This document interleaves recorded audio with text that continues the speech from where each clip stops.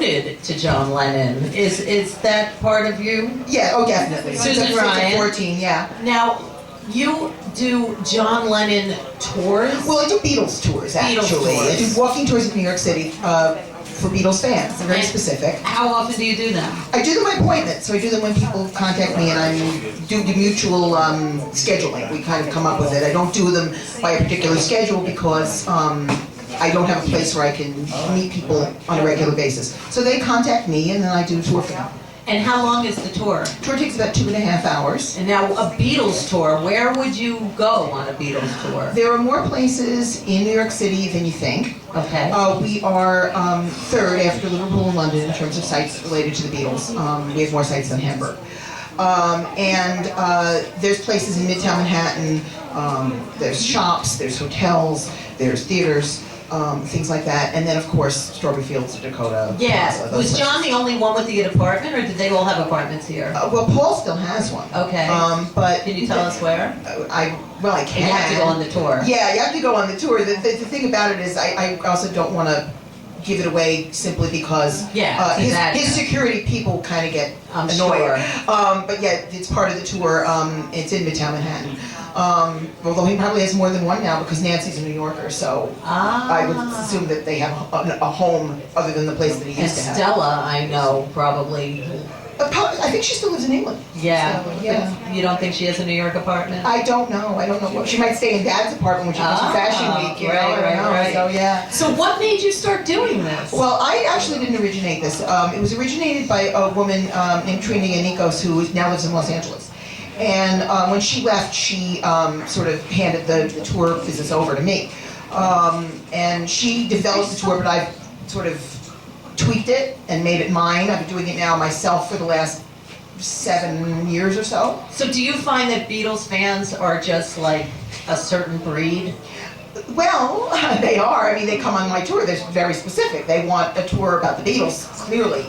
But I've had people from all over the world. They come from, I've had people from Europe, from Asia, from Australia, from all over the United States, from Canada, you know, so they come to New York and they want to see things related to the Beatles, and they find me.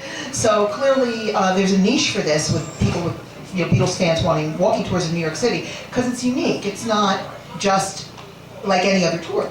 Now, were you a giant Beatles fan, like such a Beatles fan? I've been a Beatles fan now almost 40 years. I tell people, I'm a first generation fan by a technicality, because I was, according to my mother, I was in the room when they were on Ed Sullivan, but I was 2, so I don't remember. Right. But I do remember watching the Saturday morning cartoons when I was a kid, and seeing Yellow Submarine when it came out in the theater when I was little, probably I was 7 or 8 when Yellow Submarine came out, things like that. But in 1975, so it's almost 40 years, I went to summer camp, and I met a girl who was older than me, and she asked me if I liked the Beatles, and I said, well, kind of. And she said, oh, you have to listen to this record, and you have to listen to that record, and you have to do this, you have to do that. And she loaned me records, vinyl albums, and I was hooked. And then, this was, of course, before the days of... Which albums were they? Oh, gosh. She loaned me Abbey Road, she loaned me Rubber Soul. Now, these were the American albums. These were the U.S. albums, which are different from the CDs and different from the British ones. Why is that? There were fewer tracks on American albums, so there were American releases that didn't come out in the UK, like Yesterday and Today was stuff that was culled off of the British Rubber Soul, the British Help. They made a whole other album out of it. So the stuff that we know, the CDs now, are based on the British releases, but the American Capitol albums were different. Wow. So I grew up on those because the other stuff hadn't come out, and if you wanted the British albums, you had to go buy imports, right, which were expensive and difficult to find in the US. So she loaned me her albums, but some of them, things like Meet the Beatles, which was the first American album. Right. The American albums also usually included the single. So I Want to Hold Your Hand is on Meet the Beatles, but it wasn't on With the Beatles or Please Please Me in England. They would save the single to be a single.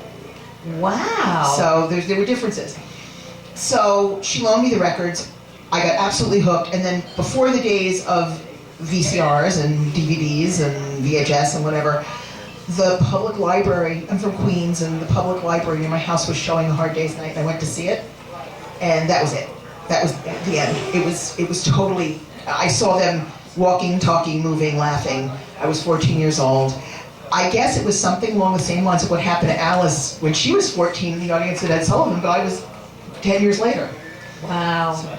Wow. So, this is John Lennon, New York. Yes, this is John Lennon's New York. This was put together by a company out of the UK called Arts Magic about 7 years ago.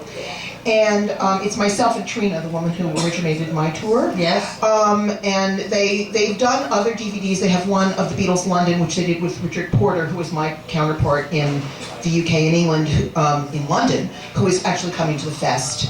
And then they did another one, the Beatles Liverpool and the Beatles Hamburg, and they wanted to do a New York one, but they wanted to be John Lennon's New York. So some of the stuff on this DVD is on the tour that I give. Okay. Some of it is actually not. This actually took us 3 days to film. There's about 5 hours of material, including interviews on here. We had a lot of fun making it. It was really fun. And So have you gotten to meet Yoko? I have met Yoko 3 times, Nice. briefly. Okay. I met her at 2 events that she was doing where she stopped and talked to people afterwards. And then I had never run into her on a tour, ever. And I was giving a tour last June to a family from Florida. And the 12-year-old daughter was the fan.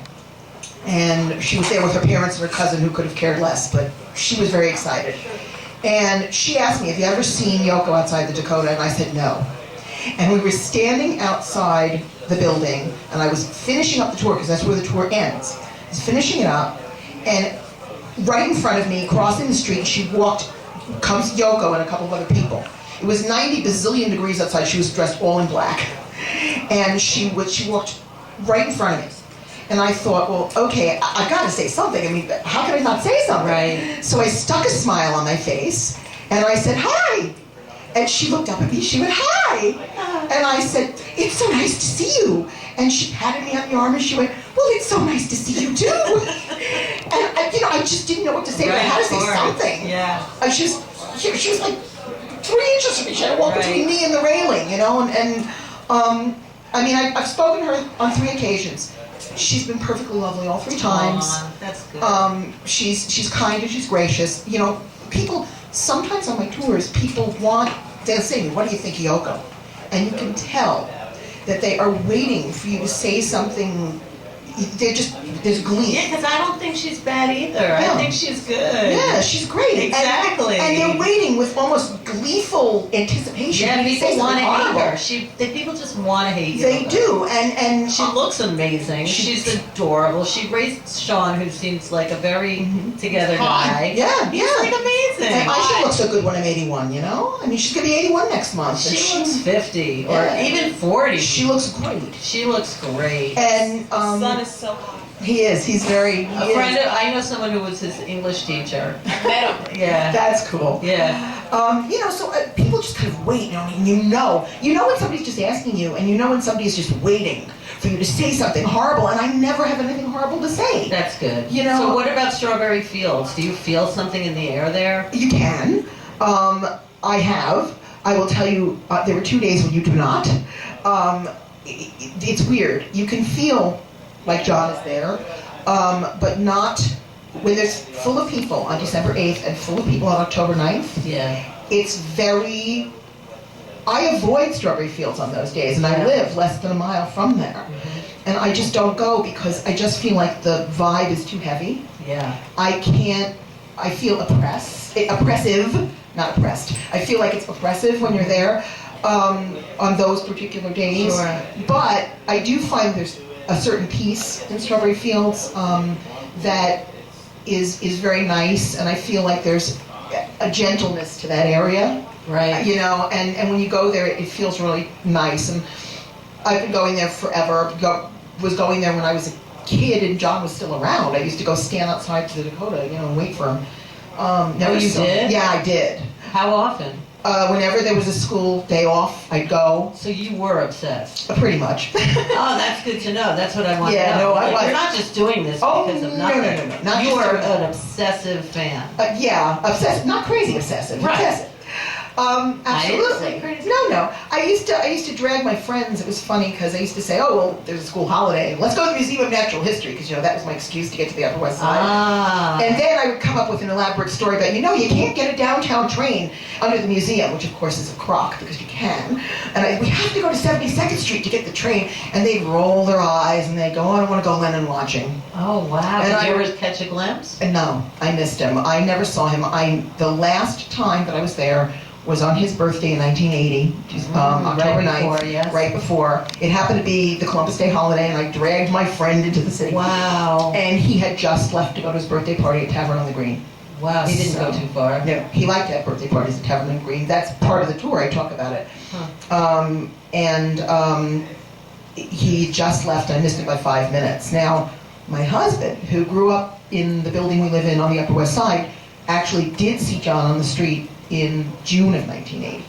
He was riding his bike up Central Park West, and he was on the park side, and he saw John waiting for the light, and he thought, okay, that's John Lennon, I have to turn around, and he was going to come around, and there was a bus coming, and he would have gotten creamed by the bus. Oh.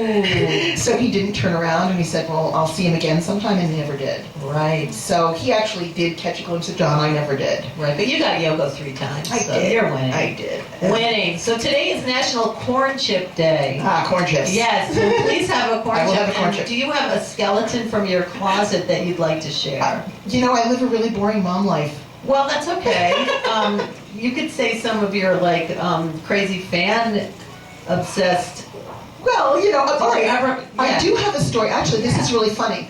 I hardly ever, and haven't since 1985, gone to Strawberry Fields on December 8th. You just made me think of this. And I went, in 1985 was the last time I went. And I went with my friend who had come up from Florida. She'd come up for a concert that was sometime that week, and she wanted to go to Strawberry Fields, so we went. And we got to talking to this guy. And he was very nice, and we were, chatting with him, and we were standing there in the freezing cold, and just with other fans. But at that time, it was not an organized event or anything. It was just people who kind of hung out on that day, so it was very small. And we were talking to this guy all evening, and it was interesting because he bore a striking resemblance to David Johansen of the New York Dolls. Okay. So this was why he stuck in our mind. I love him too. I met him a couple of times. Lovely man. Really, he's so nice. He's so nice. And he stuck in our minds because he bore a striking resemblance to him. Okay, fast forward about 2 weeks. My friend was back in Florida, and there was a guy who was arrested for trying to get into the Dakota to get to Yoko. And it was him. Oh, God. And my friend called me from Florida, and she's like, put on the CBS News now. Like, why? She goes, that guy we were talking to in Strawberry Fields, oh my God, he was arrested. Oh no. So, and there he was. It was interesting because the night we were talking to him, he kept going on about how he loved Yoko. And he was really obsessed with Yoko. We didn't think anything of it. We thought, okay, big fan of Yoko. That's great. He got arrested for trying to break into a apartment. That's crazy. That's about a skeleton and a skeleton. That works. So how do people find you to go on the tour? What's your website? My website is fab4nyctours.wordpress.com. Okay. Or you can just Google Fab4 Tours, you'll find me. And I'm also going to be doing a special panel at the Fest for Beatles Fans next week. And which day is that? The panel's going to be on Saturday, and it's actually not about the tours. It's February 8th. February 8th, right. Saturday, February 8th. It's actually not about the tours, although I am giving special tours. On Saturday and Sunday morning, I'm giving special tours for fest goers that are sold out at this point, which was a special that I did with Mark Lapidus. He asked me to do this special for the fest. That's great. I'm really excited about it. It's going to be wonderful. And I'm also doing a panel with other women Beatles historians. And I've got a really great group of people, some authors. I've got the woman from Seattle who was the John Lennon Examiner online, Shelley Germeau. I've got a couple of other people. And we're going to do a panel. We're going to discuss the Beatles' legacy, past, present, and future. That's great. So I'm very excited. Wow, and I'm sure you know a lot. Well, thank you. I'm sure you do. I mean, you have to. Yeah, it's a passion. So it's an obsession, but it's a passion. That's great. And the best thing in the world is that I can do what I love with a passion now. I've made it something that I can actually do. That's wonderful. In my life, which my parents used to laugh at me and say, you need to learn all this other stuff because you'll never make any kind of living with the Beatles. Oh, thank you. And I don't want to tell my dad isn't here anymore, but he was right about most things, but not bad. Yay! I like that. Yay. So.